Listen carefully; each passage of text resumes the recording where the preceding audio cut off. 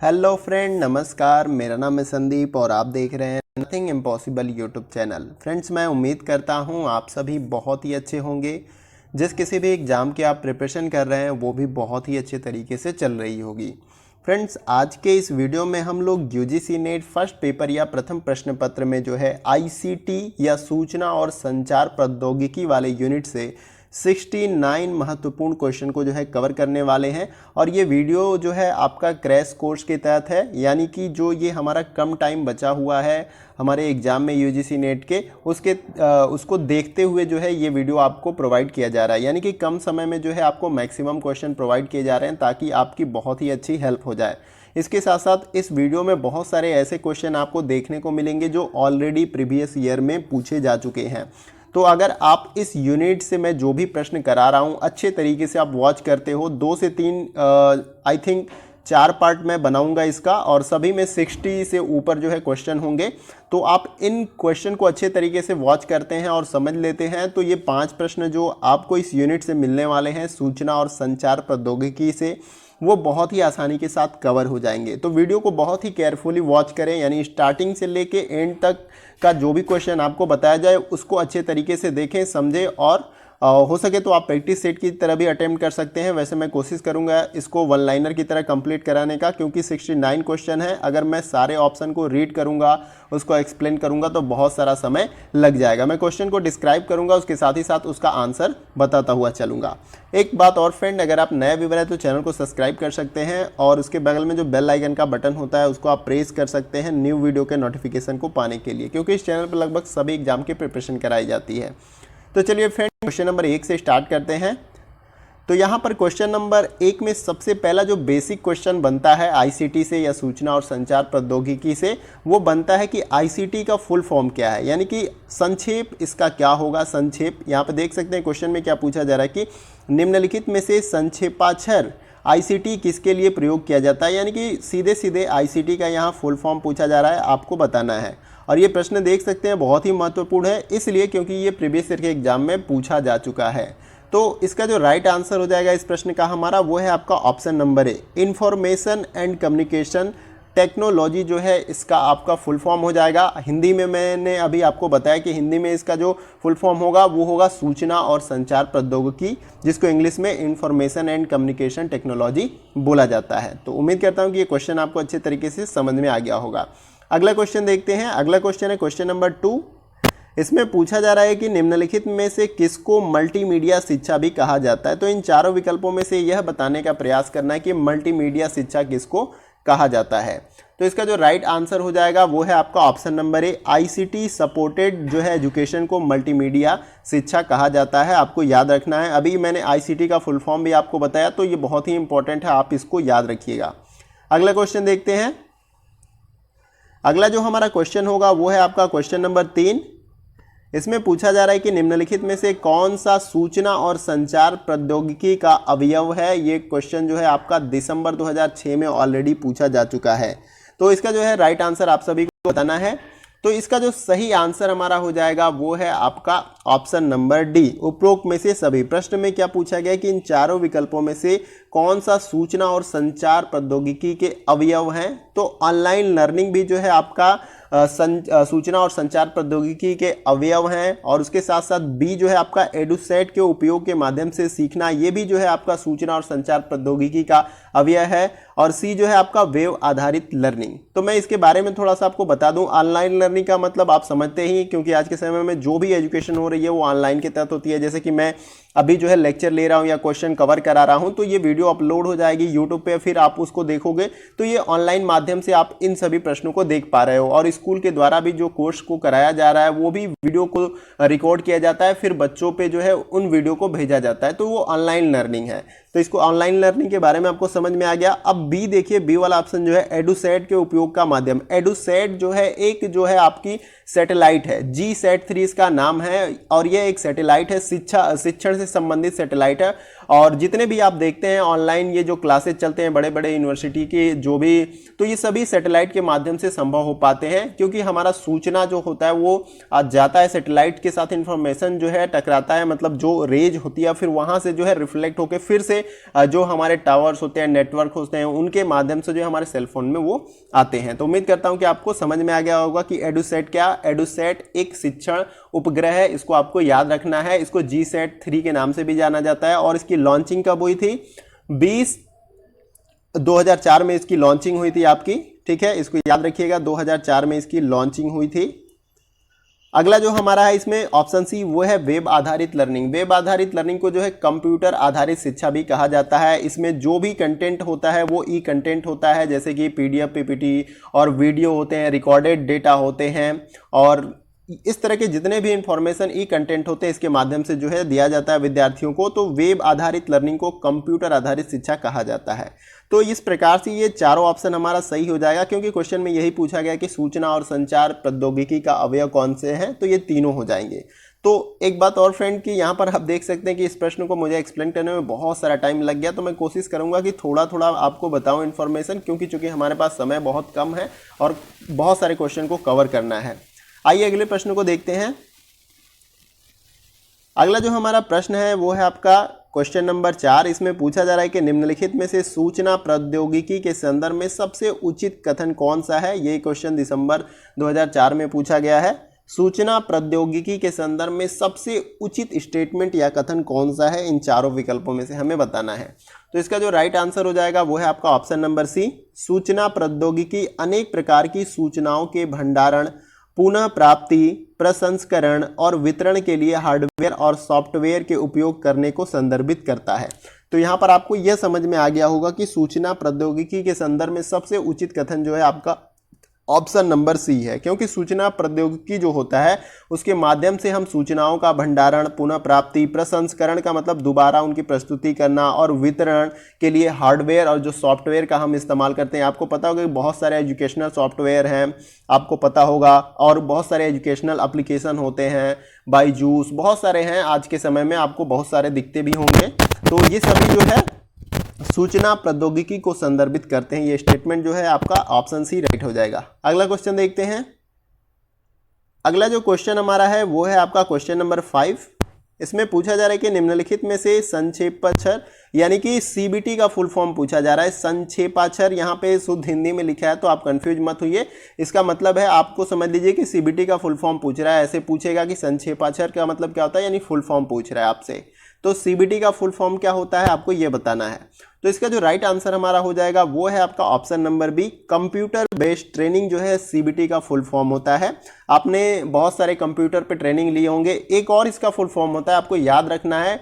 इस क्वेश्चन में है दोनों आंसर दे चुका है, लेकिन आपको अगर एग्जाम में पूछेगा तो इन दोनों में से एक ही पूछेगा, मतलब आंसर जो है एक ही पुट करेगा आपका। तो यहाँ पर देख सकते हैं एक और है, यहाँ पे कंप्यूटर बेस्ड टेस्ट जो होता है, आप जो CBT पे आजकल एग्जाम दे रहे हैं या बहुत सारे वनडे एग्जाम आपने दिए होंगे, कंप्यूटर बेस्ड टेस्ट जिसको बोलते हैं, यानी कंप्यूटर पे आप जाकर एग्जाम देते हैं, उसका फुल फॉर्म CBT का क्या होता है, कंप्यूटर बेस्ड टेस्ट। लेकिन इस कंडीशन में आपसे जब पूछेगा तो इन दोनों में से कोई एक ही जो है ऑप्शन पुट करेगा सही आंसर के बेस से, लेकिन इसमें दोनों कर दिया है। इसके बारे में मैंने आपको इसीलिए बता दिया कि आपको याद रहना है कि दोनों इसका फुल फॉर्म हो जाएगा, कंप्यूटर बेस्ड ट्रेनिंग और कंप्यूटर बेस्ड टेस्ट, लेकिन दोनों में से कोई एक ही दिया जाएगा आपको क्वेश्चन में, तो आपको याद रखना है। तो यहाँ पर राइट आंसर जो है आपका ऑप्शन नंबर बी हो जाएगा, कंप्यूटर बेस्ड ट्रेनिंग। अगर कंप्यूटर बेस्ड ट्रेनिंग नहीं देता है तो कंप्यूटर बेस्ड टेस्ट जो है आपका राइट आंसर हो जाएगा। अगला क्वेश्चन देखते हैं। अगला जो क्वेश्चन हमारा है वो है क्वेश्चन नंबर 6।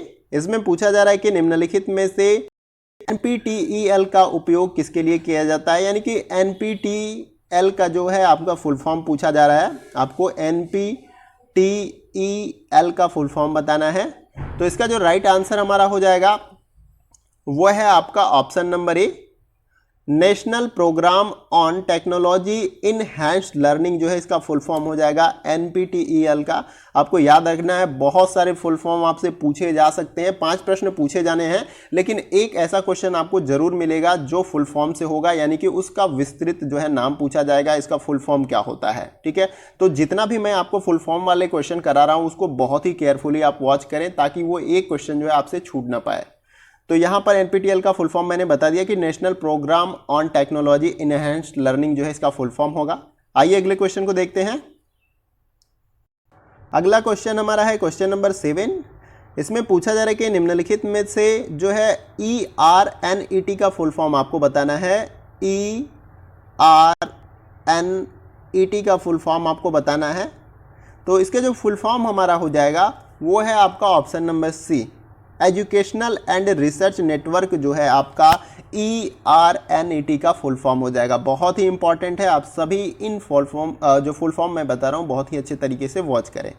अगला क्वेश्चन हमारा है क्वेश्चन नंबर 8। इसमें पूछा जा रहा है कि निम्नलिखित में से किस संस्थान में कंप्यूटरों को जोड़ने के लिए जो है ERNET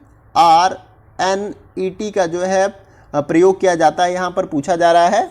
तो इसका जो राइट आंसर हमारा हो जाएगा वो है आपका ऑप्शन नंबर डी, उपरोक्त में से सभी, यानी कि IISCS में भी और IIT में भी, और सी जो है आपका national centre for software technology. तो ये तीनों में जो है आपका जो है ERNET का प्रयोग किया जाता है। इसका फुल फॉर्म मैंने अभी आपको बताया, एजुकेशनल एंड रिसर्च नेटवर्क जो है आपका फुल फॉर्म होता है आपका ERNET का। अगला क्वेश्चन देखते हैं। अगला जो हमारा क्वेश्चन है वो है क्वेश्चन नंबर 9। इसमें पूछा जा रहा है कि निम्नलिखित में से कौन सा ICT के 4 बुनियादी आयामों में सम्मिलित नहीं है। इन चारों विकल्पों में से हमें बताना है। तो इसका जो राइट आंसर हो जाएगा वो है आपका ऑप्शन नंबर सी, मनोवृत्ति। क्वेश्चन में क्या पूछा गया कि इन चारों विकल्पों में से कौन सा जो है ICT के 4 बुनियादी आयामों में से सम्मिलित नहीं है। तो मनोवृत्ति सम्मिलित नहीं होता है। सी ऑप्शन क्या हो जाएगा हमारा राइट आंसर हो जाएगा। अगला क्वेश्चन है क्वेश्चन नंबर 10। इसमें पूछा जा रहा है कि निम्नलिखित में से मुक्त स्रोत कौन सा ई-लर्निंग प्लेटफॉर्म जो है IIT कानपुर द्वारा विकसित किया गया है। यहाँ पर हमें इन चारों विकल्पों में से बताना है। तो इसका जो राइट आंसर हमारा हो जाएगा वो है आपका option number C, Brihaspati. Question में क्या पूछा गया है कि मुक्त स्रोत कौन सा ई-लर्निंग प्लेटफॉर्म जो है IIT कानपुर द्वारा विकसित किया गया है। तो बृहस्पति जो है विकसित किया गया किसके द्वारा, IIT कानपुर के द्वारा से। ये क्या है, ई-लर्निंग प्लेटफॉर्म है। ई-लर्निंग का मतलब ऑनलाइन जो पढ़ने वाला जो है, यह एक प्रकार का प्लेटफॉर्म है, इसको आपको याद रखना है। अगला क्वेश्चन देखते हैं। अगला जो हमारा क्वेश्चन है वो है आपका क्वेश्चन नंबर 11। इसमें पूछा जा रहा है कि एक VCR पर टेलीविजन कार्यक्रम की रिकॉर्डिंग निम्नलिखित में से किसका उदाहरण है, ये आपको बताना है। इस प्रकार का क्वेश्चन मैंने आपको संप्रेषण या संचार वाले यूनिट में कराया था। आई होप कि आपको याद होगा।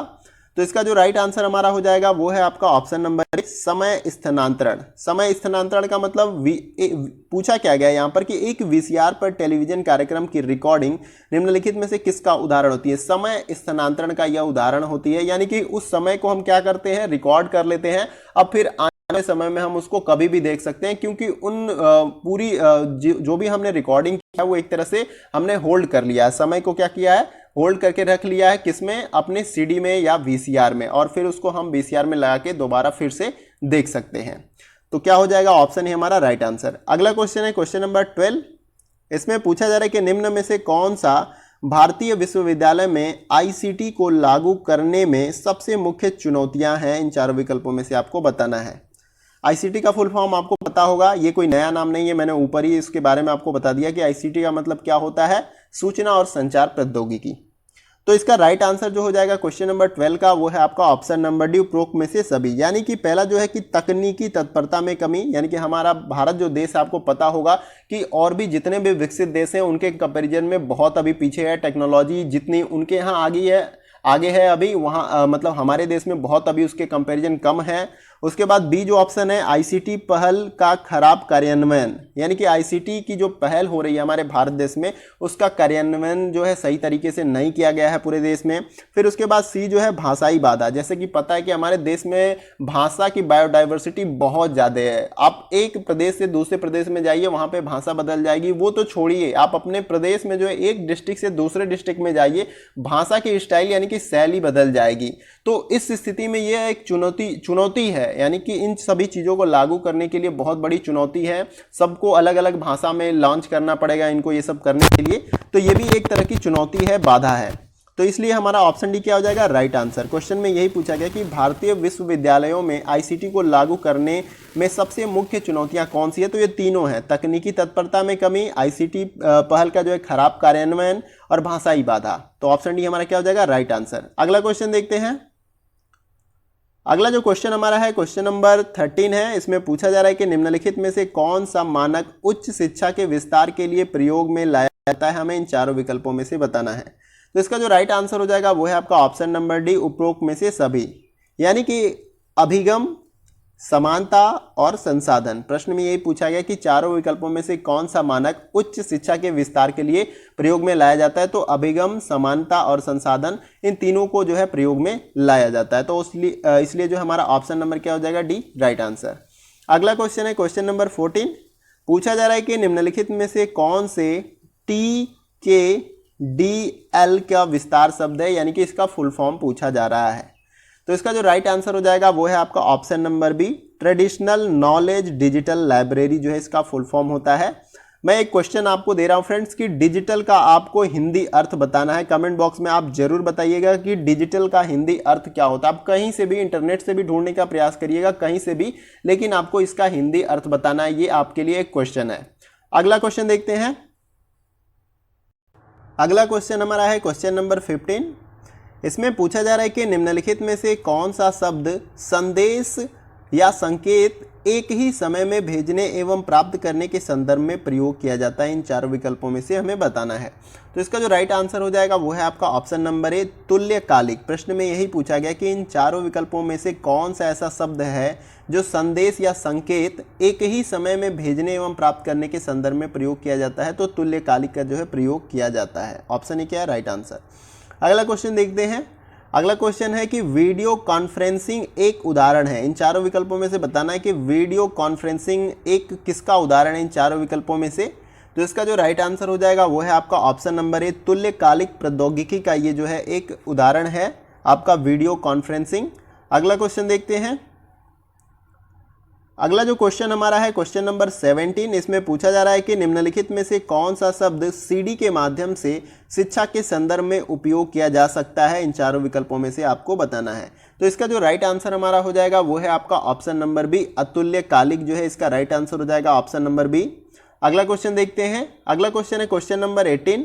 इसमें पूछा जा रहा है कि आईटी या आईसीटी के उपयोग में भेदभाव के संदर्भ में डिजिटल डिवाइड का प्रयोग किया जाता है, जो कि निम्नलिखित के बारे में, यानी कि किसके बारे में इन चारों विकल्पों में से। तो इसका जो राइट आंसर हो जाएगा वो है आपका ऑप्शन नंबर सी, दोनों, ए और बी, यानी कि पहला जो है विकसित और विकासशील देशों और बी जो दिया गया है शहरी और ग्रामीण भारत। तो क्वेश्चन में क्या पूछा गया है, एक बार और अच्छे तरीके से आप इसको समझ लीजिए कि आईआईटी या आईसीटी के उपयोग में भेदभाव के संदर्भ में डिजिटल डिवाइड का प्रयोग किया जाता है, जो किसके बारे में बताया जा रहा है, यानी कि विकसित और विकासशील देशों और शहरी और ग्रामीण भारत के बारे में। जैसा कि मैंने एक क्वेश्चन में अभी ऊपर आपको बताया कि अभी हम दूसरे यानी कि जो विकसित देश हैं उनके कंपैरिजन में हमारे यहाँ प्रौद्योगिकी का जो इंफ्रास्ट्रक्चर है वो बहुत ही कम है या कमजोर कह लीजिए आप, ठीक है।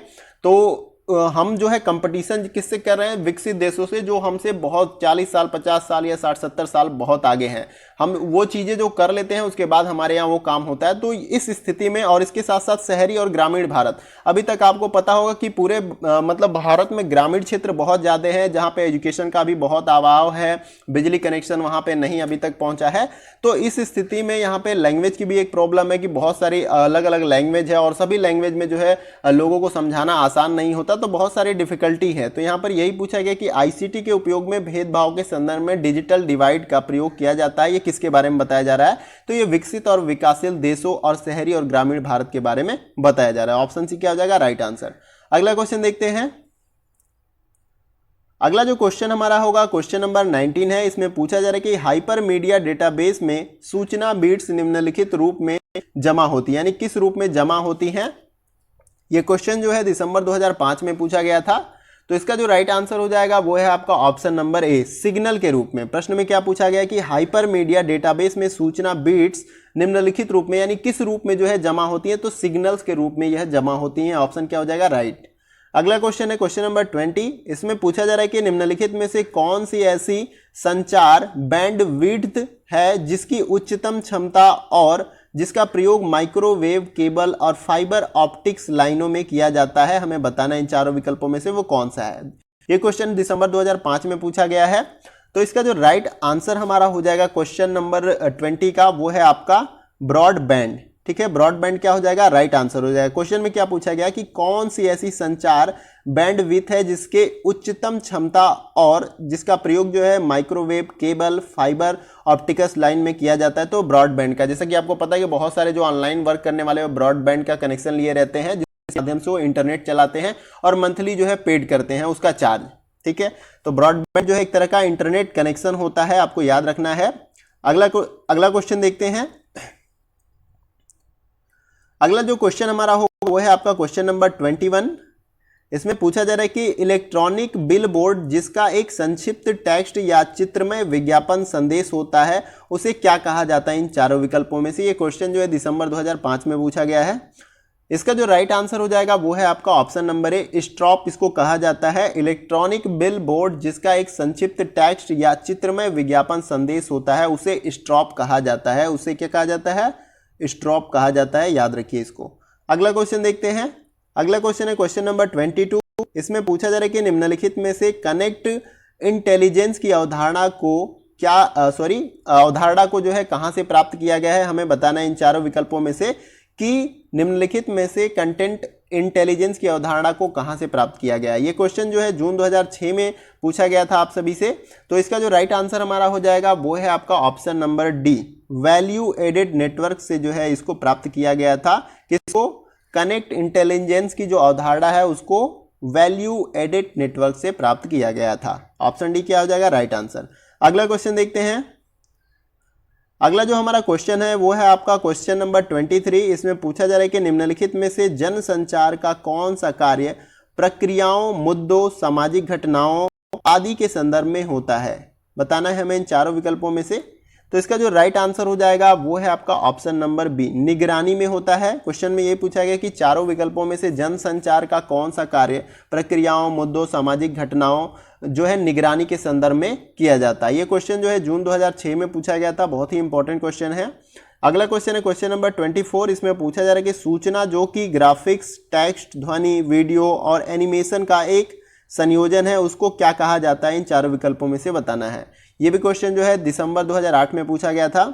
तो इसका जो राइट आंसर हो जाएगा वो है आपका ऑप्शन नंबर सी, उसको मल्टीमीडिया कहा जाता है, जिसमें ग्राफिक्स, सूचना, टेक्स्ट, ध्वनि, वीडियो और एनिमेशन का एक संयोजन होता है, यानी कि सम्मिलन होता है, उसको हम क्या कहते हैं, मल्टीमीडिया।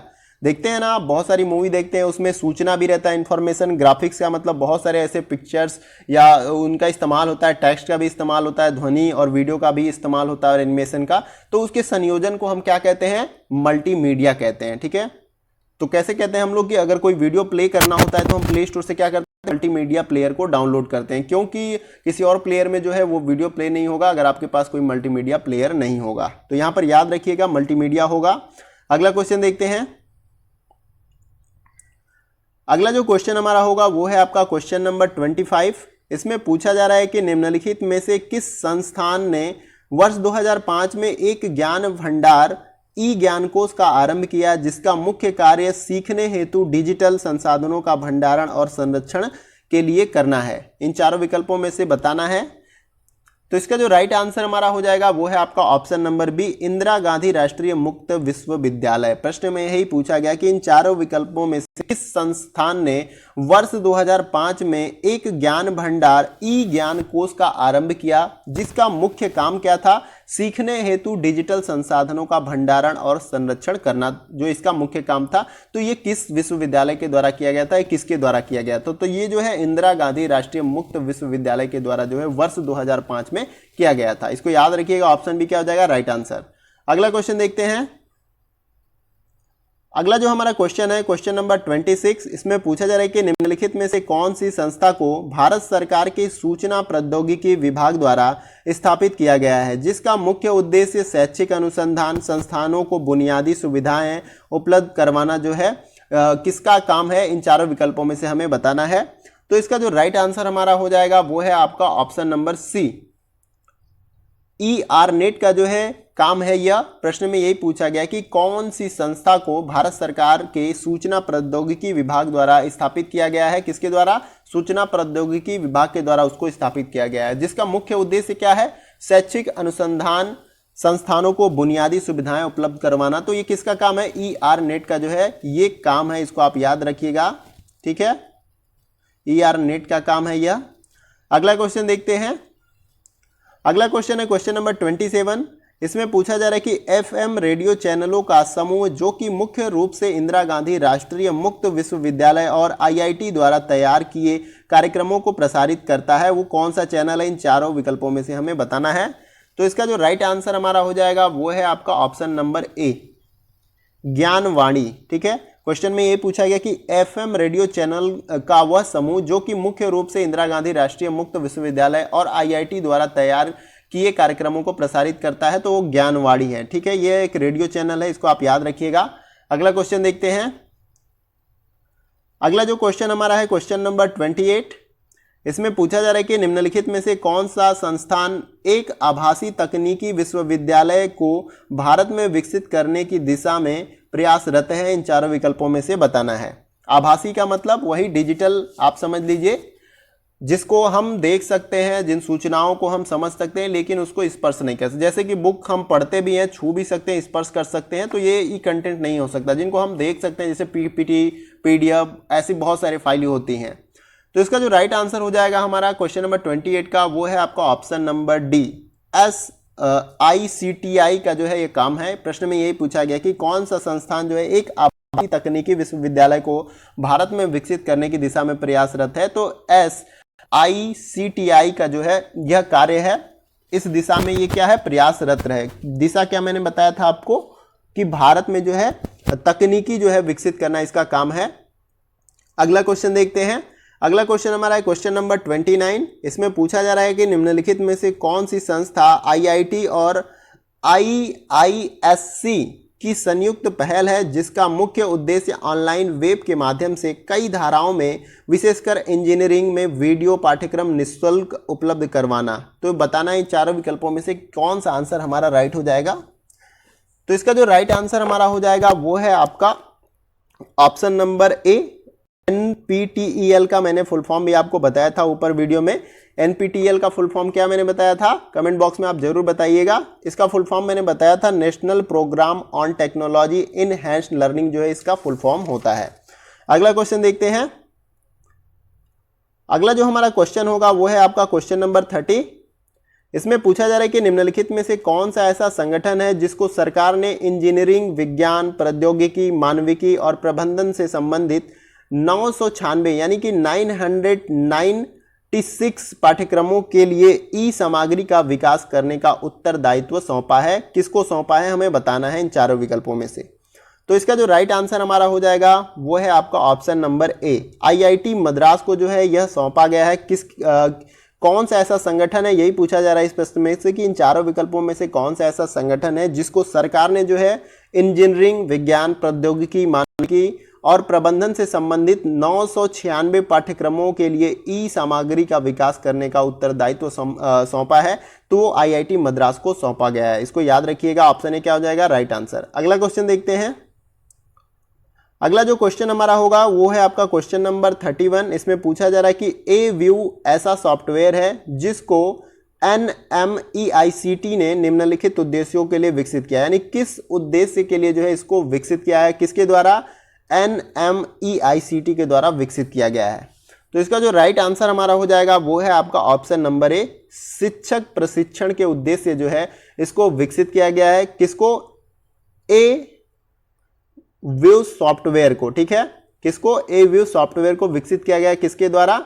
NMEICT के द्वारा विकसित किया गया है शिक्षक प्रशिक्षण के लिए। अगला क्वेश्चन देखते हैं। अगला जो क्वेश्चन हमारा है क्वेश्चन नंबर 32। इसमें पूछा जा रहा है कि वेब 2.0 उपकरण ने पारंपरिक अधिगम को और अधिक सामाजिक और व्यक्तिगत बना दिया है। हमसे पूछा जा रहा है कि निम्नलिखित में से कौन से ऐसे 2.0 उपकरण हैं? इन चारों विकल्पों में से हमें बताना है कि 2.0 उपकरण कौन से हैं। क्वेश्चन में यही पूछा गया कि वेब 2.0 उपकरण ने पारंपरिक अधिगम को और अधिक सामाजिक और व्यक्तिगत बना दिया है। इन चारों विकल्पों में से 2.0 उपकरण कौन से हैं? तो इसका जो राइट आंसर हो जाएगा वो है आपका ऑप्शन नंबर डी, उपरोक्त में से सभी, यानी कि ब्लॉग और विकिस, और उसके बाद जो बी दिया गया है आपका पॉडकास्ट और मैसअप, सी दिया गया है सामाजिक नेटवर्क समुदाय। ठीक है, तो ये तीनों आपका राइट हो जाएगा। ये 2.0 उपकरण है, इसको आपको याद रखना है। अगर इनमें से कोई भी पूछा जा रहा है आपसे कि 2.0 उपकरण कौन सा है, तो याद रखना है कि ब्लॉग और विकीज, उसके साथ साथ पॉडकास्ट और मैसअप और सामाजिक नेटवर्क समुदाय, ये सभी 2.0 उपकरण हैं। अगले क्वेश्चन को देखते हैं। किसी भी प्रकार का किसी प्रश्न में डाउट हो तो आप क्वेश्चन को कमेंट बॉक्स में जरूर पूछें, मैं उसका आंसर और उसे बहुत ही अच्छे तरीके से एक्सप्लेन करके समझाने का प्रयास करूंगा। तो आप कोई भी डाउट अपने पास जरूर, मतलब अपने पास उसको ना रखें, उसको कमेंट बॉक्स में आप जरूर पूछ लिया करें। अगले क्वेश्चन को देखते हैं। अगला क्वेश्चन हमारा है क्वेश्चन नंबर 33। इसमें पूछा जा रहा है कि निम्नलिखित में से ऐसी कौन सी सेवा है जो छात्रों को अपने मोबाइल फोन से दूर स्थान पर स्थित कंप्यूटर में पड़ी फाइलों का उपयोग करने में सहायता कर सकती है। इन चारों विकल्पों में से हमें बताना है। तो इसका जो राइट आंसर हमारा हो जाएगा वो है आपका ऑप्शन नंबर बी, रेन। ठीक है, क्या नाम है उसका? रेन। ठीक है, क्वेश्चन में ये पूछा गया कि ऐसी कौन सेवा है जो छात्रों को अपने मोबाइल फोन में दूर स्थान पर स्थित कंप्यूटर में पड़ी जो फाइल होती है उसका उपयोग करने के लिए जो है सहायता प्रदान करता है। तो रेन जो है इसका हो जाएगा सही आंसर, इसको आप याद रखिएगा। ठीक है, रेन इसका जो है सही आंसर हो जाएगा। अगला क्वेश्चन देखते हैं। अगला जो क्वेश्चन हमारा है क्वेश्चन नंबर 34। इसमें पूछा जा रहा है कि निम्नलिखित में से संचार उपग्रह किसके माध्यम से कार्य करता है। संचार जो उपग्रह होते हैं वो किसके माध्यम से काम करते हैं? जो हमारे सैटेलाइट्स होते हैं जो अंतरिक्ष में घूमते हैं, वो किसके माध्यम से काम करते हैं, हमें यह बताना है। तो इसका जो राइट आंसर हमारा हो जाएगा वो है आपका ऑप्शन नंबर ए, ट्रांसपोंडर के द्वारा जो है यह कार्य करते हैं। ये नीचे से इंफॉर्मेशन ऊपर जाती है और उसके द्वारा जो है उसको अलग अलग नेटवर्क जो है वहाँ पर भेजी जाती है। ट्रांसपोंडर जो है इंपॉर्टेंट है, इसको याद रखिएगा। संचार उपग्रह किसके माध्यम से कार्य करता है? तो ट्रांसपोंडर के द्वारा जो है यह कार्य करता है। आइए अगले प्रश्न को देखते हैं। अगला क्वेश्चन हमारा है क्वेश्चन नंबर 35। इसमें पूछा जा रहा है कि निम्नलिखित में से कंप्यूटर की कौन सी उपयुक्त परिभाषा है। ये प्रश्न जो है दिसंबर 2006 में पूछा गया था। कंप्यूटर की परिभाषा यहाँ पर पूछी जा रही है इन चारों विकल्पों में से। तो इसका जो राइट आंसर हमारा हो जाएगा वो है आपका ऑप्शन नंबर बी, कंप्यूटर एक इलेक्ट्रॉनिक उपकरण है जो कि सूचना का भंडारण और पुनः प्राप्ति कर सकता है और शीघ्रता से मात्रात्मक और गुणात्मक डेटा का प्रसंस्करण कर सकता है। तो यह इसका डेफिनेशन हो जाएगा। कंप्यूटर एक इलेक्ट्रॉनिक उपकरण है जो कि सूचना का भंडारण और पुनः प्राप्ति जो है कर सकता है और शीघ्रता के साथ मात्रात्मक और गुणात्मक जो आंकड़े होते हैं, जो डेटा होता है, उसका प्रसंस्करण जो है कर सकता है एक्यूरेसी के साथ। ये कंप्यूटर का हमारा परिभाषा हो जाएगा। अगला क्वेश्चन देखते हैं। अगला जो क्वेश्चन हमारा होगा वो है आपका क्वेश्चन नंबर 36। इसमें पूछा जा रहा है कि निम्नलिखित में से एक कंप्यूटर का अवयव कौन सा होता है। यहां पर इन चारों विकल्पों में से बताना कि एक कंप्यूटर का अवयव कौन सा है इन चारों विकल्पों में से। तो इसका जो राइट आंसर हमारा हो जाएगा क्वेश्चन नंबर 36 का वो है आपका option number D, central processing unit. ये भी एक कंप्यूटर का ही भाग होता है। अवयव का मतलब भाग, ठीक है, इसको याद रखिएगा। बी जो है मेमोरी, कंप्यूटर में मेमोरी भी होती है तभी तो डाटा को स्टोर करेगा। और सी जो है आपका इनपुट और आउटपुट यूनिट भी जो है कंप्यूटर के ही भाग होते हैं। जैसे कि हम माउस के द्वारा इनपुट देते हैं तो कंप्यूटर हमें क्या देता है, उस संबंधित आउटपुट देता है। आपको याद रखना है इनपुट और आउटपुट यूनिट भी जो है कंप्यूटर के अवयव या भाग होते हैं। अगला क्वेश्चन है क्वेश्चन नंबर 37। इसमें पूछा जा रहा है कि एक आधुनिक कंप्यूटर निम्नलिखित में से किसका उपयोग करता है। इन चारों विकल्पों में से हमें बताना है। तो इसका जो राइट आंसर हो जाएगा वो है आपका ऑप्शन नंबर ए, LSI चिप का जो है उपयोग करता है एक आधुनिक कंप्यूटर, यानी कि आज के समय का जो कंप्यूटर है वो LSI चिप का जो है प्रयोग या उपयोग करता है। अगला क्वेश्चन देखते हैं। अगला जो हमारा क्वेश्चन है वो है आपका क्वेश्चन नंबर 38। इसमें पूछा जा रहा है कि निम्नलिखित में से कौन से सही कथन है, यानी इन चारों विकल्पों में से एक सही कथन है, उसके बारे में हमें बताना है। ये प्रश्न जो है दिसंबर 2004 में पूछा गया था। तो इसका जो राइट आंसर हो जाएगा वो है आपका ऑप्शन नंबर डी, उपरोक्त में से सभी। यानी कि इस प्रकार के भी प्रश्न पूछे जाते हैं। वहां पर आप देख सकते हैं कि जो डी ऑप्शन है उसमें जो ऑप्शन दिया होता है उपरोक्त में से सभी। कभी कभी ऐसा होता है कि किसी एक ही ऑप्शन को हम राइट कर सकते हैं, यानी कि एक ही ऑप्शन सही दिया होता है, लेकिन किसी किसी स्थिति में जो है ये तीनों ऑप्शन राइट हो जाते हैं। इसलिए हमारा नीचे का जो डी ऑप्शन होता है उपरोक्त में से सभी, उस ऑप्शन को आपको ट्रिक करना चाहिए। तो यहाँ पर उपरोक्त में से सभी कथन आपके सही हैं। पहला जो है आपका, कंप्यूटर छात्र के विषय को सीखने के समय किसी समस्या के निदान के लिए प्रयोग किया जा सकता है। यानी कि छात्र जब किसी विषय को सीखते हैं तो उस समय जो है हम कंप्यूटर का इस्तेमाल क्या कर सकते हैं, अपने निदान के लिए, यानी उस समस्या का समाधान के लिए जो है हम, जैसे कैलकुलेटर आपका होता है, कोई बड़ी गणना आप करते हैं, अगर नहीं हो पाती है सही ढंग से तो आप कैलकुलेटर का इस्तेमाल करते हैं और चुटकियों में जो है आपका आंसर हो जाता है। सामान्य कैलकुलेटर, अब तो बहुत सारे साइंटिफिक कैलकुलेटर है, उसमें आप एक मैथमेटिक जो कैलकुलेशन अच्छे तरीके से कर सकते हैं। और दूसरा जो दिया गया इसमें कि यदि सॉफ्टवेयर उपलब्ध है तो कंप्यूटर की सहायता से मनोवैज्ञानिक परीक्षण भी किया जा सकता है। तो आजकल पता है कि आपको मेडिकल जो हमारा सेक्टर है उसमें बहुत सारे कंप्यूटर उपकरणों का इस्तेमाल किया जा रहा है। मस्तिष्क में बहुत सारे ऐसे वायर्स को जो ऊपर लगा के मस्तिष्क के जो है वर्क को वो क्या करते हैं, मेजर करते हैं या उसको चेक करते हैं। तो इस तरह से जो है इसका उपयोग किया जाता है। कंप्यूटर जो है, ऐसा कोई क्षेत्र अभी तक बचा नहीं हुआ आज के इस आधुनिक युग में जहां पर कंप्यूटर का उपयोग नहीं हो रहा है। और जो सी ऑप्शन दिया गया कि निर्देशों के समूह को प्रोग्राम कहा जा सकता है। जो निर्देश उसमें हम देते हैं वो एक प्रकार का प्रोग्राम होता है, कोडिंग होता है, जिसके माध्यम से कंप्यूटर काम करता है। कंप्यूटर किस भाषा को समझता है, कोडिंग भाषा को समझता है। ठीक है, आपको याद रखना है कि कंप्यूटर किस भाषा को समझता है, तो कोडिंग भाषा को समझता है। अगला क्वेश्चन है क्वेश्चन नंबर 39। इसमें पूछा जा रहा है कि निम्नलिखित में से कौन सा संगठन पर्सनल कंप्यूटर के क्षेत्र में सबसे अग्रणी है। इन चारों विकल्पों में से हमें बताना है कि कौन सा ऐसा कंपनी है या संगठन है जो पर्सनल कंप्यूटर के क्षेत्र में सबसे बेहतर है। तो इसका जो राइट आंसर हमारा हो जाएगा वो है आपका ऑप्शन नंबर ए। IBM जो है संगठन पर्सनल कंप्यूटर के क्षेत्र में सबसे अग्रणी जो है ये संगठन है। अगला क्वेश्चन देखते हैं। अगला जो क्वेश्चन हमारा है क्वेश्चन नंबर 40। इसमें पूछा जा रहा है कि निम्नलिखित शब्दों में से कौन सा सबसे अधिक निकटता से मुख्य मेमोरी से संबंधित है। इन चारों विकल्पों में से हमें बताना है। तो इसका जो राइट आंसर हो जाएगा वो है आपका ऑप्शन नंबर ए, अस्थायी। क्वेश्चन में क्या पूछा गया कि इन चारों विकल्पों में से किस शब्दों में से कौन सा सबसे अधिक निकटता से मुख्य मेमोरी से संबंधित हो। तो अस्थायी जो है आपका मुख्य मेमोरी से संबंधित होता है, इसको आप याद रखिएगा। अगला क्वेश्चन देखते हैं क्वेश्चन नंबर 41। इसमें पूछा जा रहा है कि निम्नलिखित में से कौन सा अवयव चिप निर्माण के लिए प्रयोग किया जाता है। इन चारों विकल्पों में से बताना है किस अवयव का जो है चिप निर्माण के लिए प्रयोग में लाया जाता है या उसका प्रयोग किया जाता है। तो इसका जो राइट आंसर हमारा हो जाएगा वो है आपका option number D. Semi conductor का जो है प्रयोग जो है चिप निर्माण के लिए किया जाता है, इसको आप याद रखिएगा। अगला क्वेश्चन देखते हैं। अगला जो क्वेश्चन हमारा है क्वेश्चन नंबर 42। इसमें पूछा जा रहा है कि निम्नलिखित में से माइक्रो प्रसंस्करण किस हेतु होता है। इन चारों विकल्पों में से बताना है। तो इसका जो राइट आंसर हो जाएगा वो है आपका ऑप्शन नंबर ए, कंप्यूटर के लिए। माइक्रो प्रसंस्करण किन के लिए होता है या किस हेतु होता है, तो कंप्यूटर के लिए जो होता है माइक्रो प्रसंस्करण, जो छोटे छोटे आंकड़े मतलब बहुत ही बारीक काम होता है या बहुत मतलब कठिन कार्य होता है जो कंप्यूटर करता है, यहीं पर वो पूछा जा रहा है कि माइक्रो प्रसंस्करण किसके लिए होता है, तो कंप्यूटर के लिए होता है।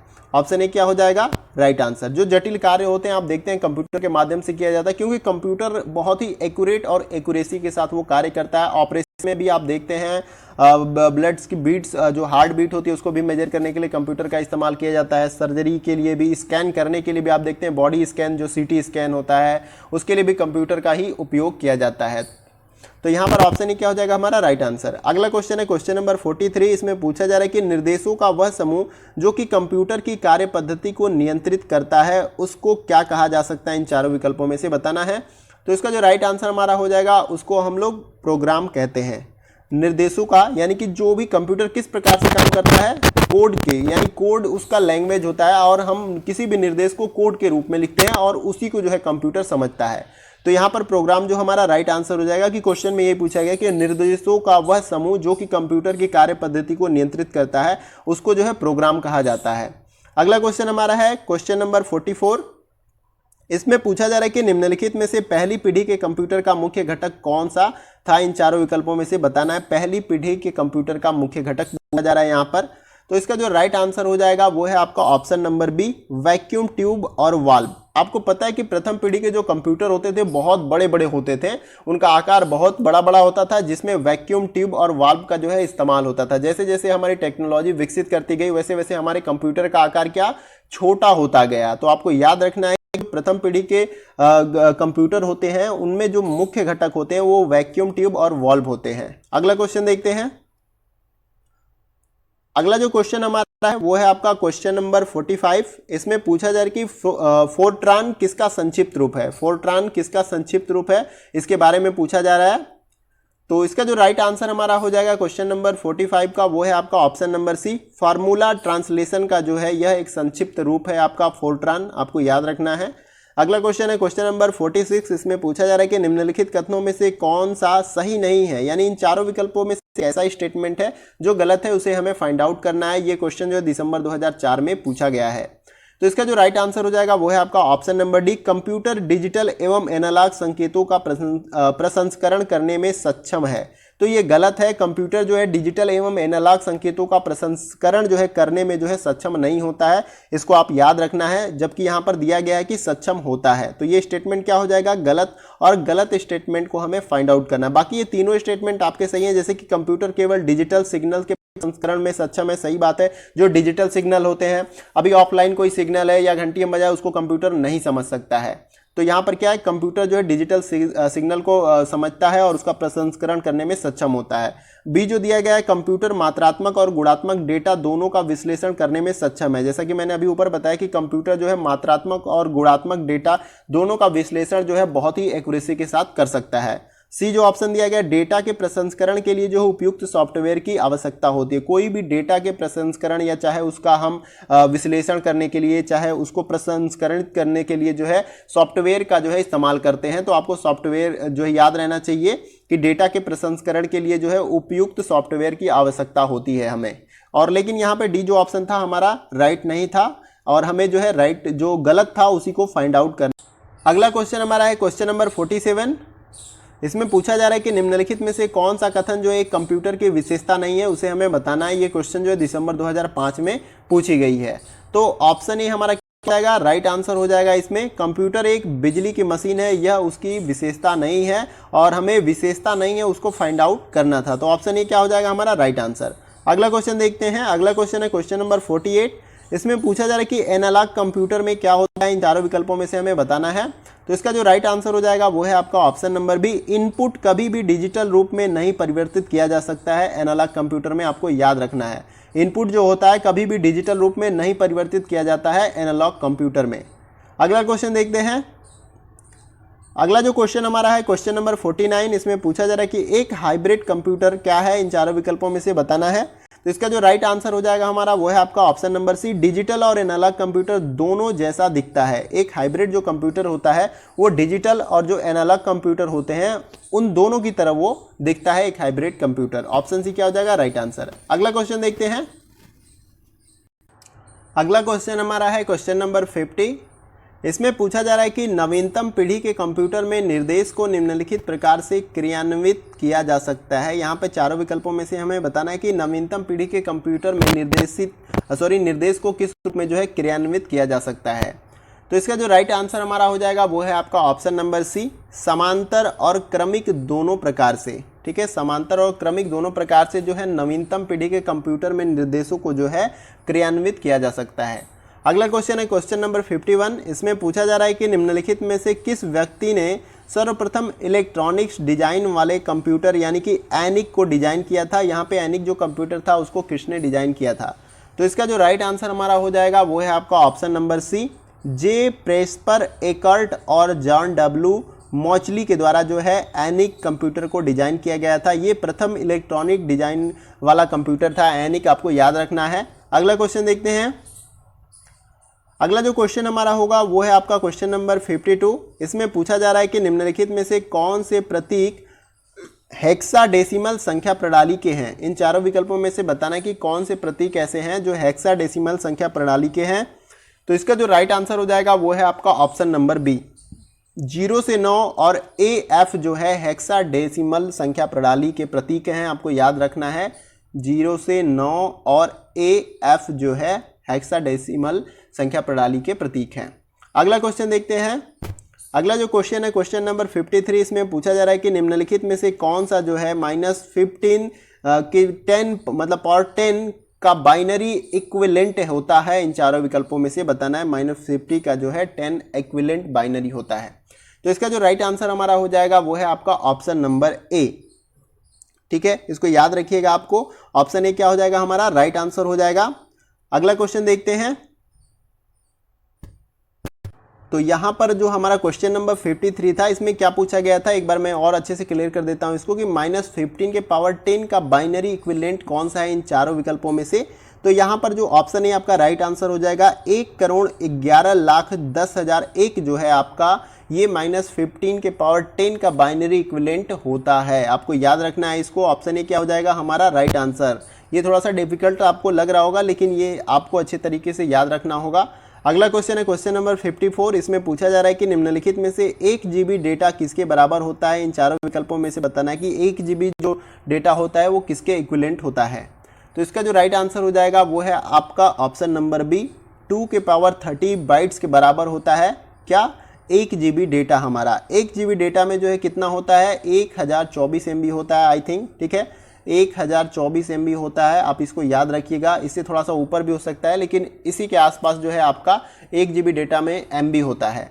MB का मतलब होता है मेगाबाइट, ठीक है, KB का मतलब किलोबाइट, इसको आप याद रखिएगा। अगला क्वेश्चन देखते हैं।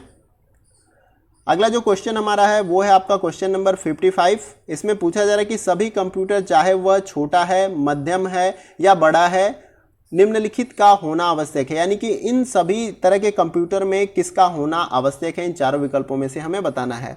तो इसका जो राइट आंसर हो जाएगा वो है आपका ऑप्शन नंबर डी, उपरोक्त में से सभी, यानी कि ALU कंट्रोल यूनिट का होना आवश्यक है और प्राइमरी स्टोरेज का होना आवश्यक है। चाहे कंप्यूटर जो है बड़ा हो, छोटा हो, मध्यम वर्ग का हो, इन सभी में ये तीनों चीज होना बहुत ही आवश्यक है।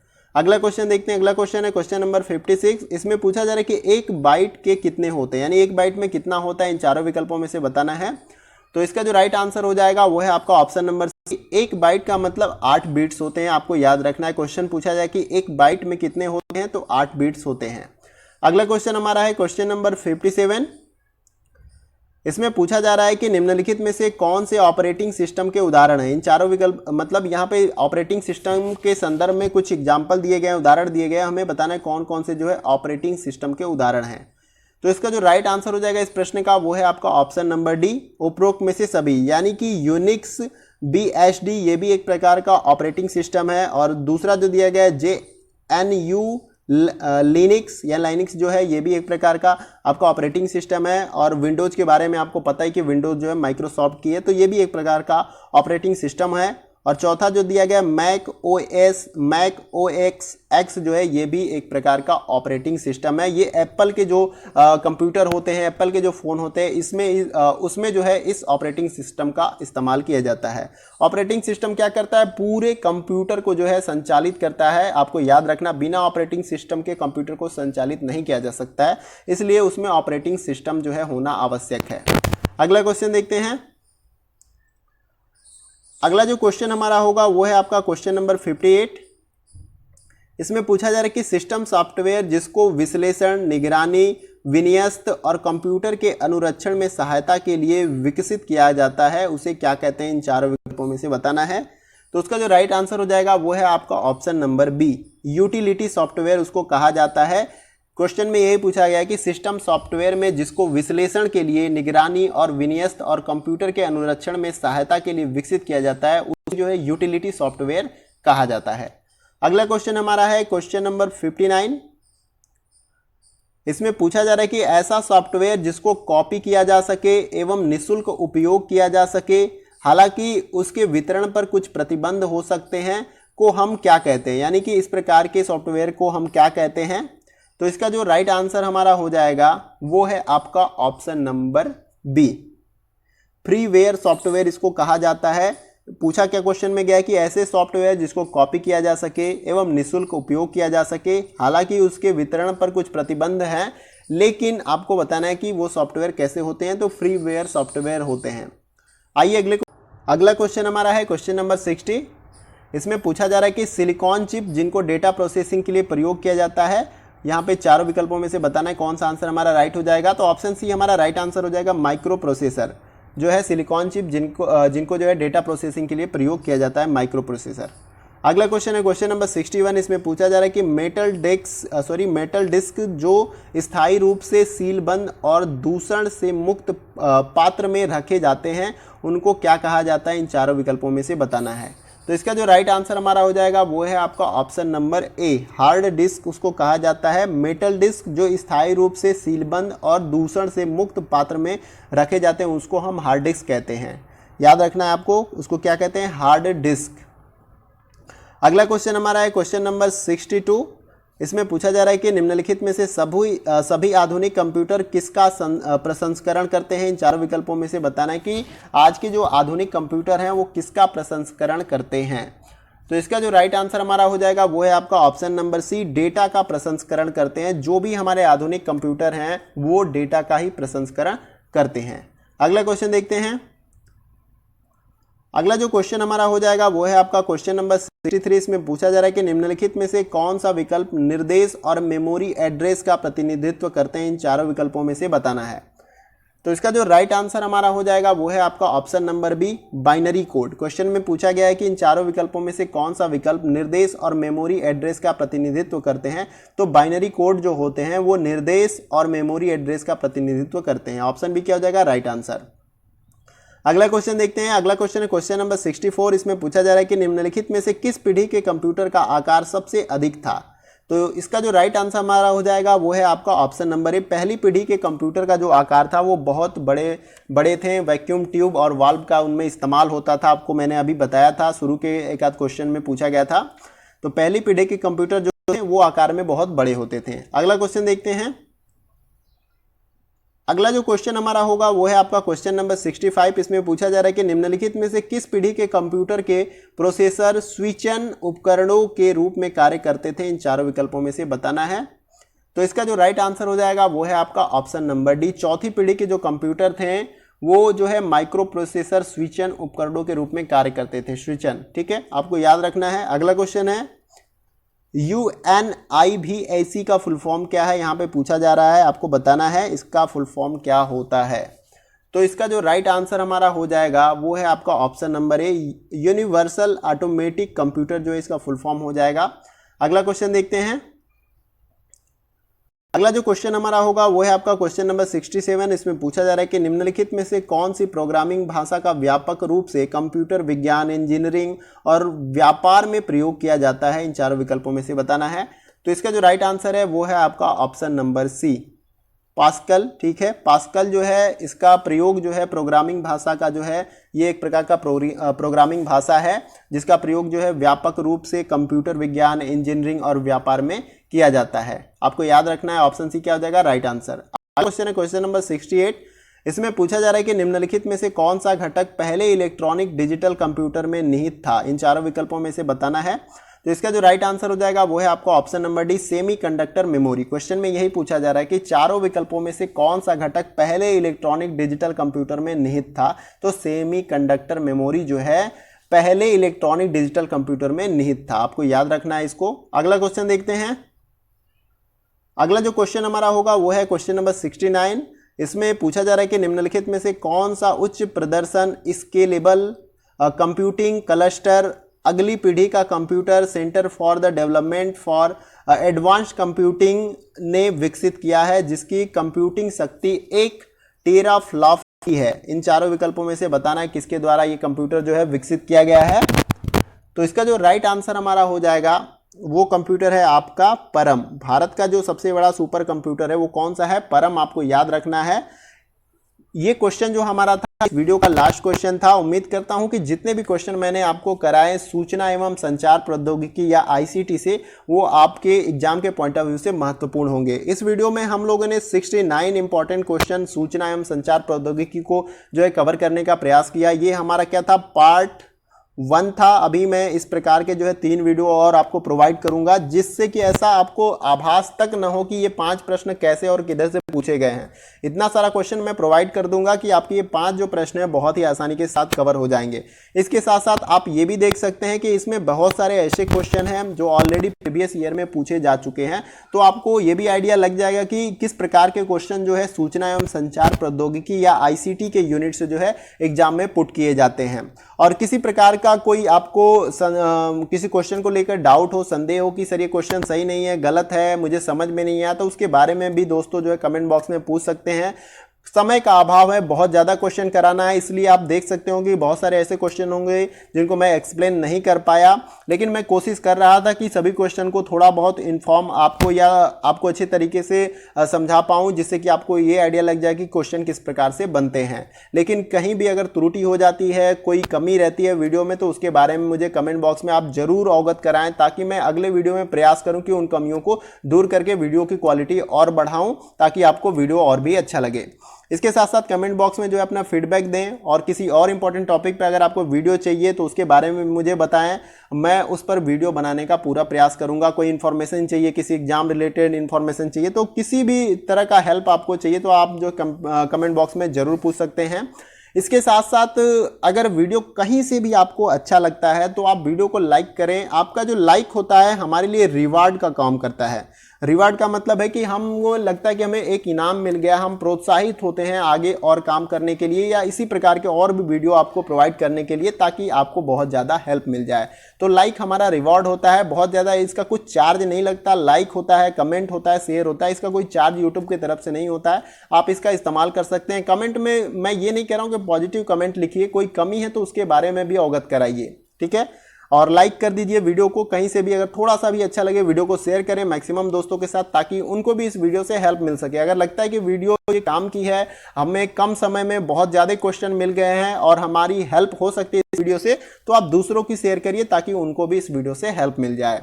और एक बात और फ्रेंड, अगर आप नए व्यूअर हैं, चैनल पे पहली बार आ रहे हैं, तो आप चैनल को सब्सक्राइब कर सकते हैं, और उसके बगल में जो बेल आइकन का बटन होता है इस प्रकार से आप उसको पुश कर जो है दबा सकते हैं। और इससे ये होगा कि इस चैनल पे जब कभी भी किसी भी जॉब रिलेटेड हो या जॉब के exam related content related video जो होते हैं, अगर अपलोड किए जाएंगे तो उनकी नोटिफिकेशन आपको बहुत ही आसानी के साथ प्राप्त हो जाएगी। तो किसी प्रकार का जो वीडियो अपलोड किया जाएगा इस चैनल पे, जो आपके काम की वीडियो होगी, उसकी नोटिफिकेशन आपको बहुत ही जल्दी प्राप्त हो जाएगी और वीडियो को आप मिस नहीं कर पाओगे। तो फ्रेंड्स, आज के वीडियो में बस इतना ही। फिर मिलते हैं नेक्स्ट वीडियो में कुछ और इंपॉर्टेंट टॉपिक और क्वेश्चन के साथ। तब तक के लिए जय हिंद, जय भारत।